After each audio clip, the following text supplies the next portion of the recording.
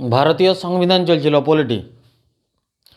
পলিটির কথাই চলছিল না মন্ত্রী পরিষদ। আর্টিকেল নাম্বার 74-75 চলছিল মন্ত্রী পরিষদ, আর্টিকেল নাম্বার 74।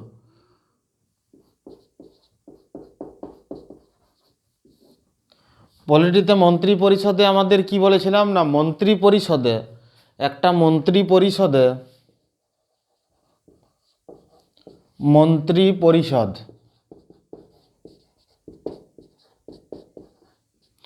মন্ত্রী পরিষদে আমাদের কে থাকবে, মেন প্রাইম মিনিস্টার একজন থাকবে। প্রাইম মিনিস্টারের আন্ডারে কে থাকবে, ক্যাবিনেট মিনিস্টার।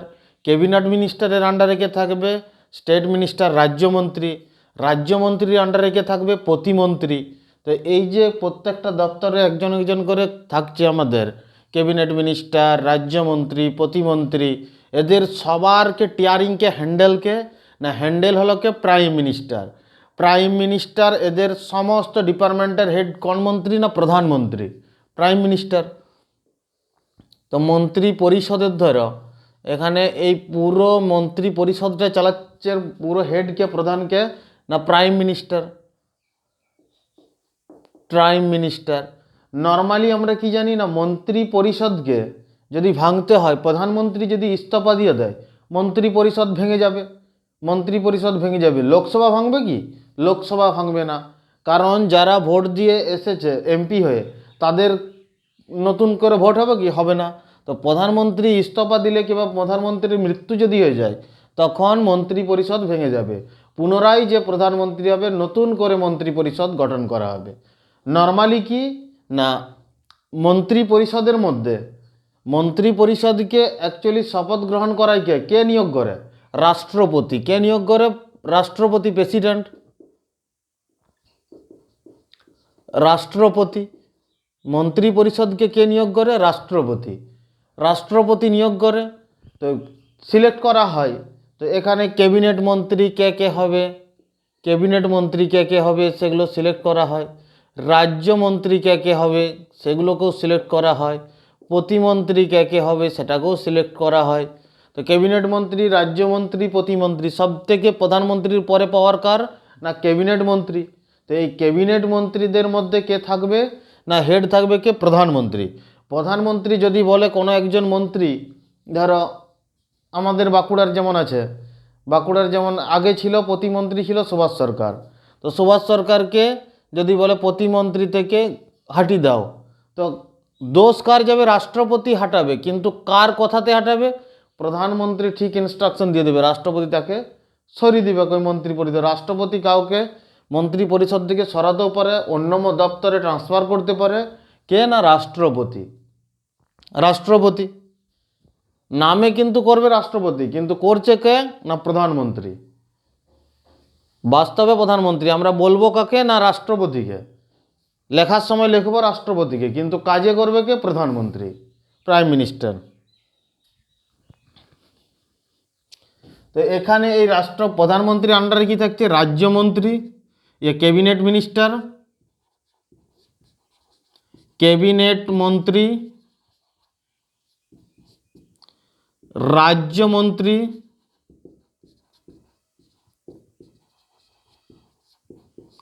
রাজ্যমন্ত্রী, আর কি প্রতিমন্ত্রী।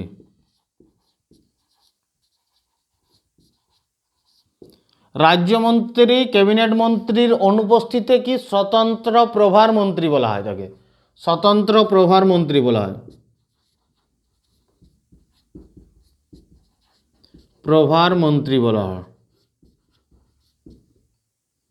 স্বতন্ত্র প্রভার মন্ত্রী বলা হয়। তো এই পুরো মন্ত্রিসভাকে কে নিয়োগ করছে না, রাষ্ট্রপতি। তো মন্ত্রিসভার হেডকে প্রধানমন্ত্রী, প্রাইম মিনিস্টার। তো লোকসভাকে যদি ভঙ্গ হতে হয়, তো এখানে প্রধানমন্ত্রী ইস্তফা দিলে কি আমাদের মন্ত্রী পরিষদ ভঙ্গ হবে, আবার পুনরায় মন্ত্রী পরিষদ গঠন হয়ে যাবে। কিন্তু লোকসভাকে যদি, আমাদের সংসদের কটা কক্ষ আছে? দুটো, একটা কি লোকসভা আর একটা রাজ্যসভা। রাজ্যসভা মন্ত্রী পরিষদ গঠনের ক্ষেত্রে মেন ভূমিকা কার? লোকসভার। তো এই লোকসভার যে আমাদের থাকছে, লোকসভার এমপিদেরকে নিয়ে, এখানে রাজ্যসভাকে ছাড়ো, লোকসভার যারা এমপি থাকবে কত, 545টা, ধরো 545টা 545টা এমপি থাকছে। তো 545টা এমপি আছে।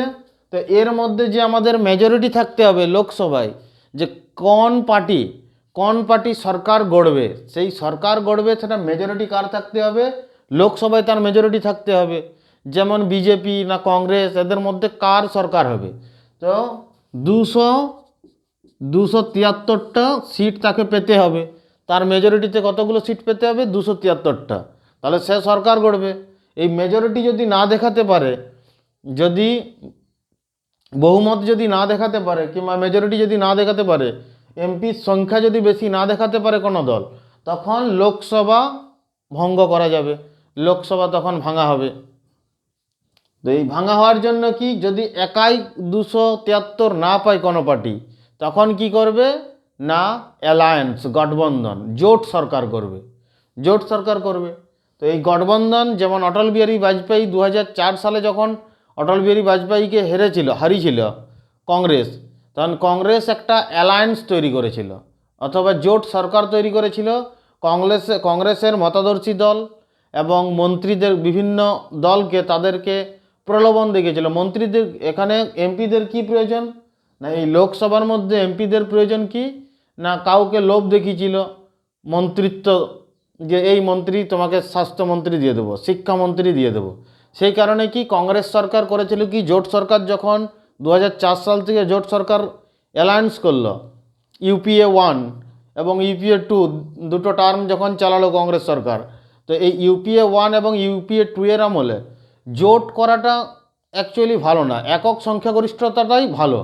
জোট সরকার হলে কি হবে না, যখনই কোনো মন্ত্রিত্ব কাউকে দিয়ে দেবে, সেটা তোমার কন্ট্রোলে থাকবে না, যে সে কোনো কিছু দুর্নীতি করলো, চুরি করলো, দায়ভার যাবে কার, যার সিট বেশি, যে দেশে সরকার চালাচ্ছে তারই দায়ভার যাবে। তো এই জন্য কি জোট সরকারে প্রচুর দুর্নীতি হয়েছে, ঘোটালা করে দিয়েছে।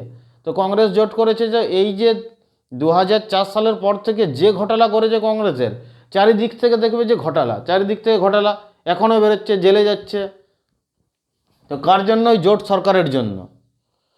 তো মন্ত্রিত্ব পদ এমন একটা পদ, মানে সেখানে যদি মন্ত্রিত্ব কেউ পেয়ে যায় কোনো এমপি, সে নিজের এলাকাতে প্রচুর উন্নয়ন করতে পারবে, নিজের এলাকাতে ডেভেলপমেন্ট করতে পারবে, অন্যান্য ক্ষেত্র থেকে নিজের ক্ষেত্রে একটু বেশি করতে পারবে অন্যান্য এমপিদের থেকে। তো 273টা মেজরিটি যদি লোকসভায় বহুমত যদি না থাকে, তখন সেই ক্ষেত্রে লোকসভা আমাদের ভঙ্গ হবে। তো এই লোকসভা যে ভঙ্গ হবে, তখন আবার পুনরায় কি হবে না, সরকার গঠন করা হবে, অনাস্থা রাখা হবে এবং সরকার গঠন করা হবে। সেই সরকার যে মেজরিটি দেখাতে পারবে, সেই সরকার গড়বে।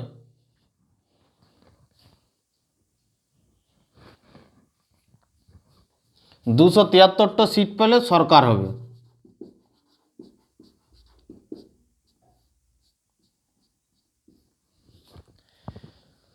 লোকসভাতে যারা বসে সাংসদ, মানে এই লোকসভার যারা সাংসদ আছে, প্রত্যেকেই কি সরকারি না, সরকারি না। যারা মন্ত্রী তারাই হচ্ছে সরকারি, তারা হচ্ছে সরকারি। যারা মন্ত্রী হবে তারাই হচ্ছে অ্যাকচুয়ালি সরকার, তাদেরকেই সরকার বলা হচ্ছে। সবাই সরকার না, সবাই সরকার না, যারা মন্ত্রী হবে তারাই সরকার, যারা মন্ত্রী হবে তারাই সরকার। তো 2004 সালে কংগ্রেস একটা অ্যালায়েন্স করেছিল, সেই অ্যালায়েন্সে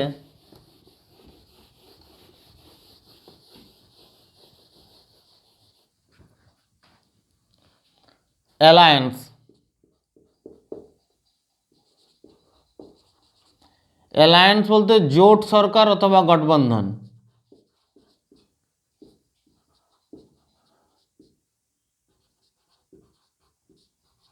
গঠবন্ধন, জোট সরকার অথবা গঠবন্ধন সরকার।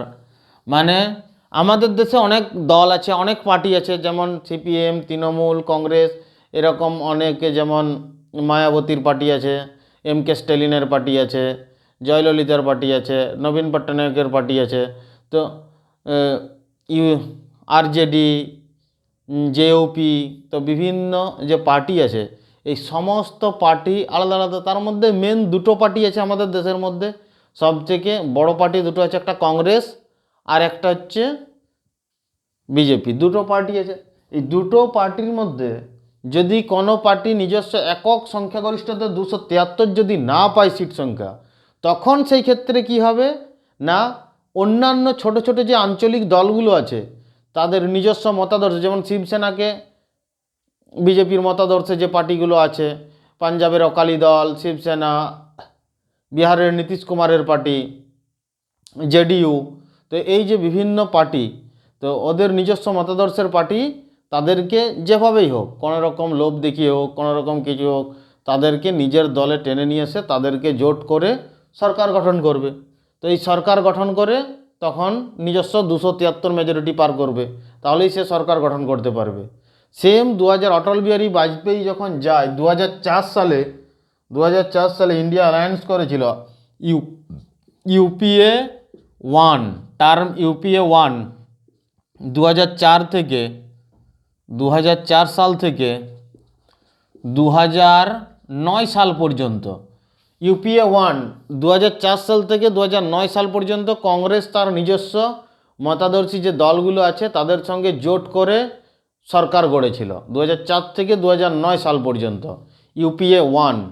দ্বিতীয়ত কি না, ইউপিএ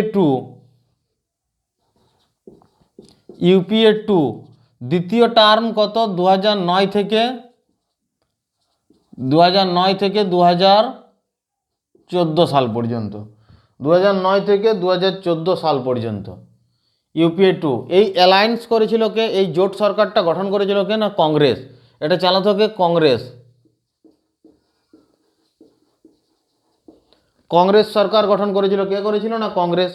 2004 থেকে 2009 পর্যন্ত ইউপিএ 1 দ্বিতীয় টার্ম, 2009 থেকে 2014, 2009 থেকে 2014 সাল পর্যন্ত এটা ইউপিএ 1 চালিয়েছিল। তারপর 2014 থেকে বিজেপি সরকার দেখছে ওরা যখন জোট করে চালাচ্ছে, আমরা কেন জোট করব না।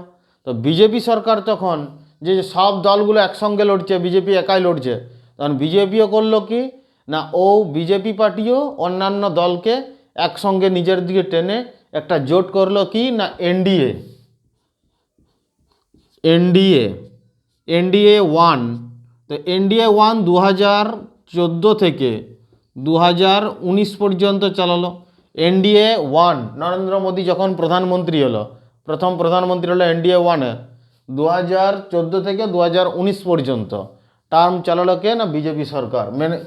বিজেপি সরকার তখন এর সিট ছিল কত, 283টা বিজেপির একক ছিল, 283টা সিট ফার্স্ট টার্মে। এনডিএ 1-এ 283টা সিট নিয়ে চলেছিল। হ্যাঁ, মেজরিটি সিট একটা থাকা দরকার, কিন্তু অত্যাধিক সিট একাই যদি সব 545টা সিট পেয়ে যায়, তাহলে 545টা সিট পেয়ে গেলে নিজের ইচ্ছা মতো কাজ করবে। মন্ত্রীর কাজ কি, মন্ত্রীরা এই লোকসভায় বসবে, এবং লোকসভায় বসে তো যখন বিরোধী পক্ষের এত সাংসদ আছে, 545টা সাংসদ আছে, এই 545টা সাংসদের এলাকার, তোমার আমার নিজস্ব এলাকার নিজের নিজের যে সাংসদ আছে, তোমার এলাকার যা প্রবলেম আছে, তুমি কাকে অভিযোগ জানাবে, তোমার সাংসদকে।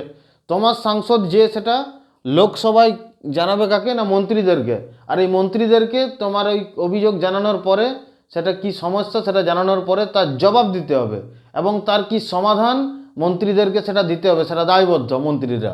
সেই জন্য কি তাদের যে আইএএস আছে, তাদের যে আধিকারিকরা আছে, তারা প্রত্যেকেই সেটাকে নিয়ে পরে কি জবাব দিতে হবে সেটা জবাব দেবে তাদেরকে নিয়ে বসে। তো প্রত্যেকটা জায়গার ওরা দায়বদ্ধ।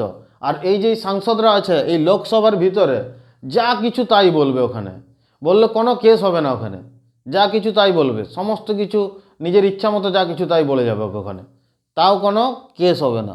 এই লোকসভার মধ্যে এতটাই পাওয়ার ওখানে। দ্বিতীয় টার্ম এনডিএ 2 নরেন্দ্র মোদীর সরকার, বিজেপি সরকার ক্ষেত্রে এনডিএ 2 2019 থেকে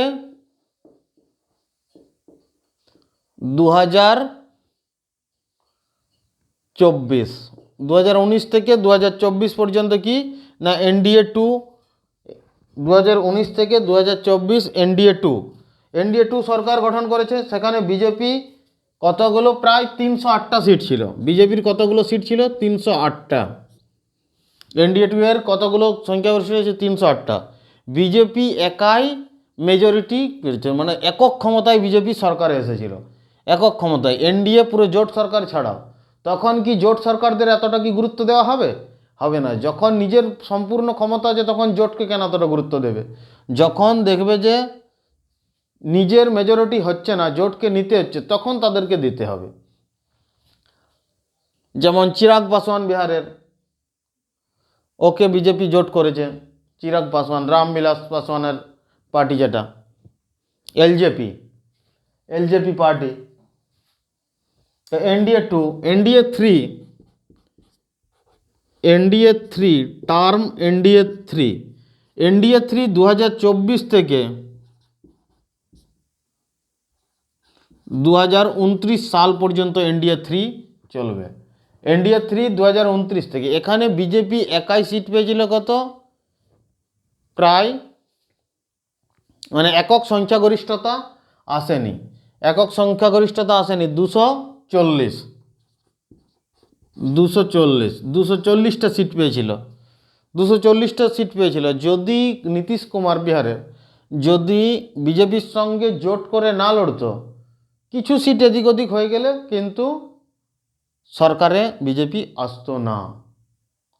তো নীতিশ কুমার জোট করে লড়েছিল, বিহারে ভালো রেজাল্ট করেছে, এবং এই 240টা সিট বিজেপি একাই পেয়েছে। বাকি কাদেরকে নেবে না? বিহারের নীতিশ কুমারের আছে এখানে 12টা, আর চন্দ্রবাবু নাইডু 16টা।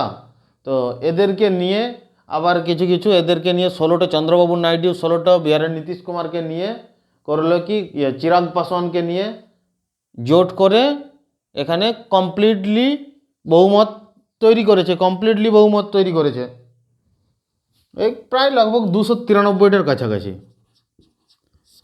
293-এর কাছাকাছি করেছে। মানে 273 আমাদের মন্ত্রী পরিষদ গঠন করতে হলে কতগুলো দরকার? 273টা সরকার গঠন করতে হলে, সেখানে 293টা, 240টা বিজেপি একক, আর বাকিগুলো জোট করে করেছে। তো এই যে নীতিশ কুমার যদি বলে আমি ছেড়ে দেবো, আজকে আমার দল যতজন আছে, ছেড়ে দিতে পারবে কি হঠাৎ করে? যেমন অ্যালায়েন্স ছেড়ে দিয়ে যাবে কোথায়? সে অন্য পার্টিতে যাবে। কিন্তু নীতিশ কুমারের যে জেডিও পার্টি আছে, তার মধ্যে 12জন সাংসদ আছে। এই 12জন সাংসদের 10জন সাংসদকে কোনো না কোনো টাকার লোভ দেখিয়ে, কোনো না কোনো কিছু লোভ দেখিয়ে অমিত শাহ করবে কি, নিজের দলে টেনে নেবে। তো যেতেও পারবে না বললে। না, চন্দ্রবাবু নাইডুর ক্ষেত্রেও সেম। তাদের যা দাবি আছে সেটা দিয়েছে নর্মালি, যদি তারপরেও যদি কিছু করে। এছাড়াও ব্যাকআপ কি দেয়নি, সরকার চালাচ্ছে। তো যখনই একটা বিজেপি সরকার গঠন করলো এদেরকে নিয়ে, তখনই বিরোধী পক্ষে একটা পুরো মিডিয়াতে রব তুলে দিল যে সরকার পড়ে যাবে, সরকার পড়ে যাবে, এদের জোট থেকে ভেঙে দেবে। ওরা যদি ভাঙতে পারে, এরা ওদের থেকে ভেঙে নিজের কাছে আনতে পারবে না। তো এরাও ঠিকঠাক করে কি না, নিজের দিকেও সাংসদকে, অনেক সাংসদকে নিজের দিকে আনার জন্য চেষ্টা করে যাচ্ছে। এরা তো বসে থাকবে না। অমিত শাহ তো জোট করার হচ্ছে ইন্ডিয়ার মধ্যে চাণক্য বলা হয়। তো এ তো বসে থাকবে না। তো এও ব্যাকআপের জন্য কি বিভিন্ন যে নির্দল আছে তাদেরকে জুড়ে নেবে, তো তাদেরকে জুড়ে নেবে। আর এখানে নিজস্ব যারা আছে, নীতিশ কুমারের পার্টি, এখানে যে পার্টি আছে চন্দ্রবাবু নাইডু, তারপরে শিবসেনা, শিবসেনা যেমন অন্য জোটে চলে গেছিল, এনডিএ জোটে চলে গেছিলো। তো শিবসেনাকে করলো কি, ওর পার্টির ম্যাক্সিমাম সাংসদকে নিজের দলে টেনে নিল, নিজের দলে টেনে নিল, পরবর্তীকালে লোগো পর্যন্ত টেনে নিল। শিবসেনা পার্টিটাকেই পুরো চলে গেল ওর দলে, বিজেপির কাছে। সেম কন্ডিশন এরকম ঘটতে থাকবে। তো এরকম ইন্ডিয়ান অ্যালায়েন্স করে, জোট করে সরকার গড়তে পারে। এনডিএ থ্রি জোট সরকারের দ্বারা চলছে। এনডিএ থ্রি কি, এনডিএ টার্ম থ্রি জোট সরকারের দ্বারা চলছে। এরপর যখন এনডিএ থ্রির সঙ্গে লড়াই করেছিল কংগ্রেস, দেখলো যে আমাদের একা হবে না, পুরো দেশ জুড়ে আরেকটা সমস্ত বিরোধী, বিজেপি বিরোধী পার্টি একটা অ্যালায়েন্স করলো। সেই অ্যালায়েন্সটার নাম কি না, ইন্ডিয়া, IA, ইন্ডিয়া। 2024 সালে হেরে গেল। ইন্ডিয়া পার্টি, কিন্তু এতটা পরিমাণে ঠিকঠাক এদের অ্যালায়েন্স না, এ একরকম বলবে ও একরকম বলবে, এই পার্টির মধ্যে এতটা কোনো সমস্ত কিছু মেলবন্ধন নেই। ইন্ডিয়া 3, ইন্ডিয়া পার্টি যে ইন্ডিয়া জোট, ইন্ডি জোট যে গঠন করেছে, এতটা পরিমাণে মেলবন্ধন নেই। তাহলে ইন্ডিয়া টার্ম কত, ইন্ডিয়া 1-এর টার্ম কত, ইন্ডিয়া 2-এর টার্ম কত, ইন্ডিয়া 3-এর টার্ম কত, ইউপিএ 1, ইউপিএ 2, এগুলো সব লিড করে কে? বিজেপি। আর ইউপিএ 1 এটাকেও লিড করবে কে? ইন্ডিয়াকে কংগ্রেস।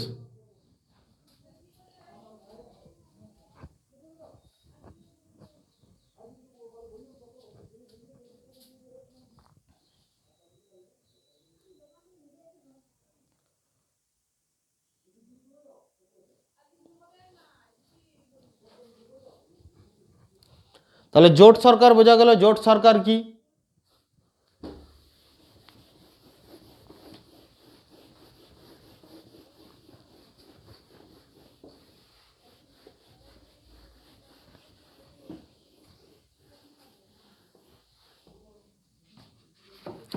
এরপরে যদি একজন মন্ত্রী আছে, স্বাস্থ্যমন্ত্রী, তো স্বাস্থ্যমন্ত্রী আছে, তার সঙ্গে সঙ্গে তাকে যদি আরও 2-3টে গ্রাম উন্নয়ন মন্ত্রী, তারপরে সেখানে সেচ মন্ত্রী, 3-4টা মন্ত্রিত্ব পদ একসঙ্গে দিয়ে দিল, তখন তাকে কি বলা হয়?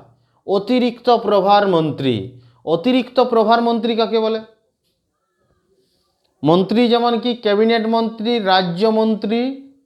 ক্যাবিনেট মন্ত্রী যে একটা ডিপার্টমেন্ট কন্ট্রোল করছে তাকে ক্যাবিনেট মন্ত্রী আমরা বলছি। মেন যে জায়গায় থাকছে তাকে ক্যাবিনেট মন্ত্রী বলছি। তার আন্ডারে থাকছে কে? না, একজন রাজ্যমন্ত্রী। ক্যাবিনেট মন্ত্রীর নিচে যে থাকছে কে? রাজ্যমন্ত্রী। রাজ্যমন্ত্রীর নিচে যে থাকছে কে? তাকে প্রতিমন্ত্রী বলছি। আবার প্রধানমন্ত্রীর যে ফ্যামিলি, রিশতেদার, ওদেরকে কি বলা হয়? কিচেন মন্ত্রী। ফ্যামিলি রিশতেদার এদেরকে কি বলা হয়? কিচেন মন্ত্রী। শ্যাডো মন্ত্রী কি? শ্যাডো মন্ত্রী হচ্ছে, আমাদের ইন্ডিয়ায় নেই শ্যাডো মন্ত্রী।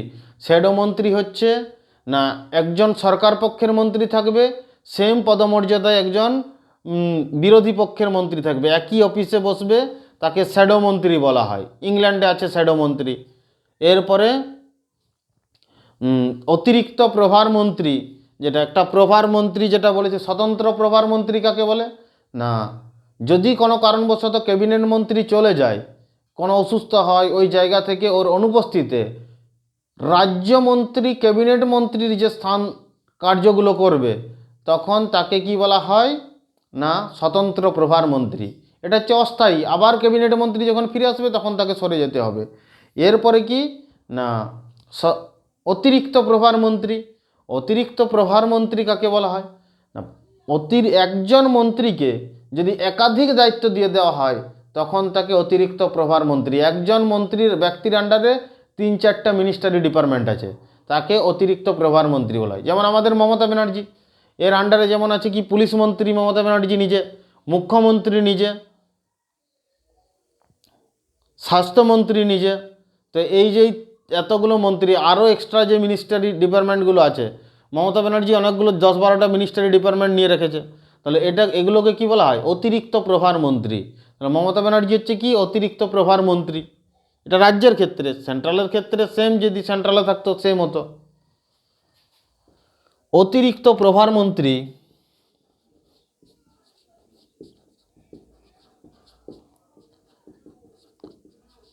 প্রভার মন্ত্রী। অতিরিক্ত প্রভার মন্ত্রী কাকে বলা হচ্ছে? না, অতিরিক্ত একজন ব্যক্তির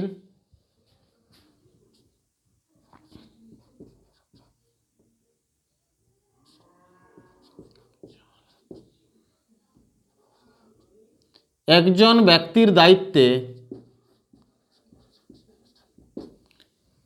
একজন ব্যক্তির দায়িত্বে একাধিক মন্ত্রিত্ব থাকলে,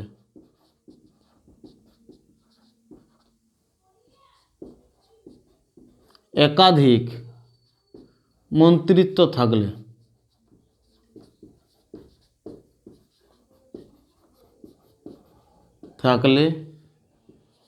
তাকে অতিরিক্ত প্রভার মন্ত্রী বলে।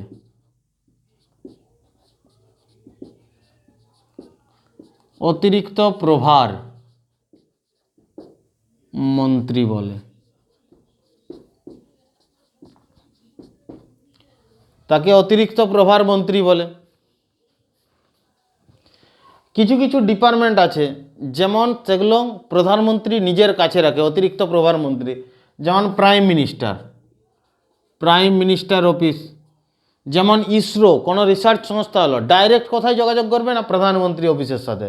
অ্যাটমিক রিসার্চ, আমাদের ভারতবর্ষের যে পরমাণু কেন্দ্র, তো পরমাণু সম্বন্ধে যে মিনিস্ট্রি, সেটাকে দেখবে না ডাইরেক্ট প্রধানমন্ত্রী। পরমাণু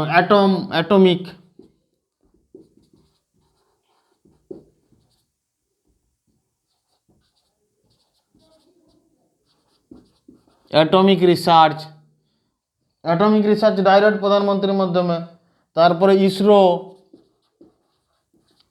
ডিআরডিও, ভাবা, তো এই যে রিসার্চ সংস্থাগুলো ডাইরেক্ট কোথায় না প্রধানমন্ত্রী অফিসের সাথে ডাইরেক্ট, এদের মন্ত্রিত্ব কার আন্ডারে থাকবে? প্রধানমন্ত্রীর আন্ডারে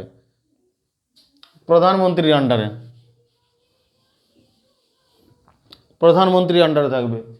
ধরো কোনো একটা নতুন আমাদের স্যাটেলাইট লঞ্চ করবে ইসরো, তো সেটা কার আন্ডারে আছে?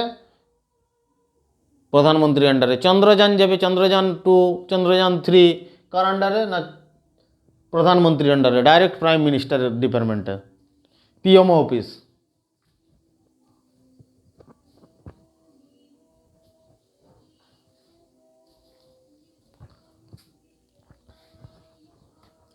মন্ত্রী পরিষদ গঠন করতে হলে কত? লোকসভার কত পার্সেন্ট মন্ত্রী থাকবে না টোটাল 15%। লোকসভার কত পার্সেন্ট থাকবে না 15%।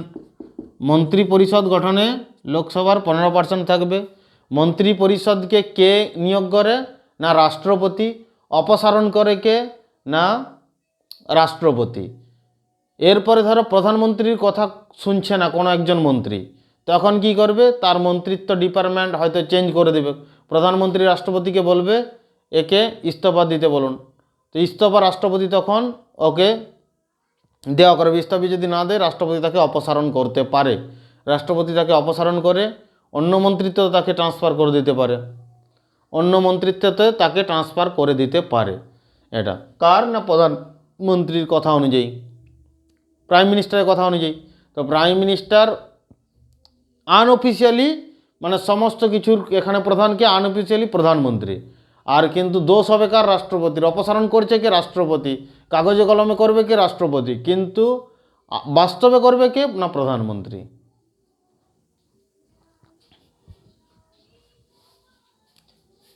এরপরে নেক্সট ক্লাসে আমরা